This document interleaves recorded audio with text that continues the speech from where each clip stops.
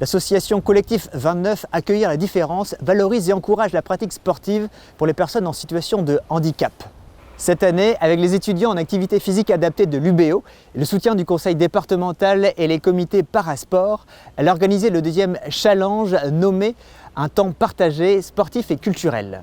Un défi pour tous les âges et toutes les personnes porteuses d'un handicap ou non, et cela avec l'implication des collectivités et des associations.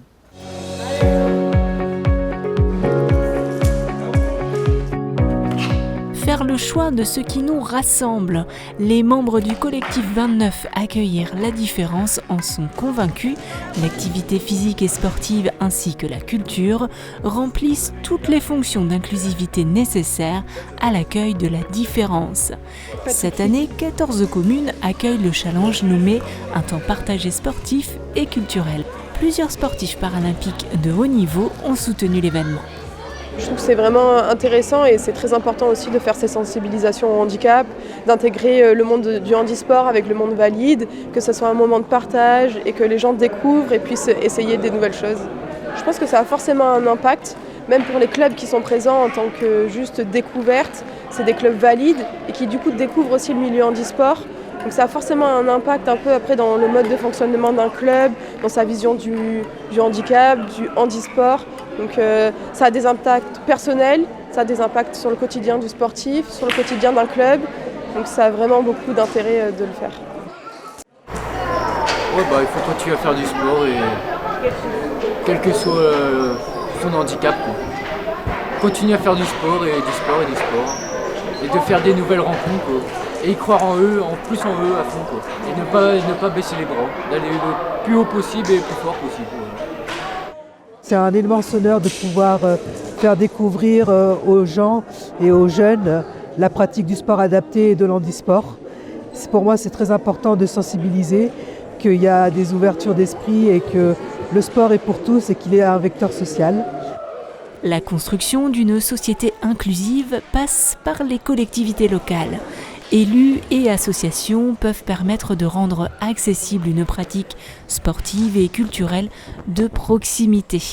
Il faut l'accessibilité, la proximité de la pratique pour qu'elle devienne efficace et intéressante, non seulement sur le plan physique, psychique, mais aussi sur le lien social que crée cette pratique. Comment vous dire ? Ça fait une sensation de peur et pas peur. Une bonne sensation. Et en plus, à mi-chemin, il commence à courir. Une sensation de bien-être.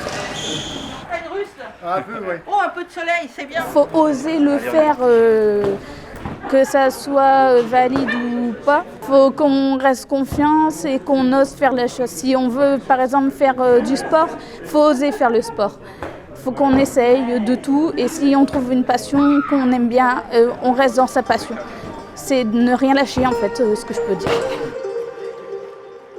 C'est une journée exceptionnelle là, qu'on nous offre aujourd'hui. C'est très important d'avoir des moments comme ça pour le handicap, pour mettre en valeur aussi leur activité. Et puis surtout, ça permet à d'autres gens qui n'osent pas peut-être de venir trouver son sport, quoi. Et ça, je trouve ça super. Le collectif 29 souhaite pérenniser cet événement chaque année en impliquant de plus en plus de collectivités. L'objectif, développer le choix de la pratique sportive ou culturelle entre pairs ou en milieu ordinaire. Quand on passe cette journée, on arrive tous avec nos différences. Et puis, au cours de la journée, il se crée une confiance entre nous tous, personnes valides et personnes en situation de handicap. Et en fait, on s'en va tous avec une même chose sur le visage, une ressemblance qui est vraiment le plaisir, la joie d'avoir partagé une activité ensemble. Et je crois que ça, c'est super important. Ça doit continuer, ça ne doit pas être simplement une journée. Et certaines communes sont sur cette voie et nous en sommes ravis. Et nous espérons que ça va se développer, devenir une journée de sensibilisation dans beaucoup de communes du Finistère.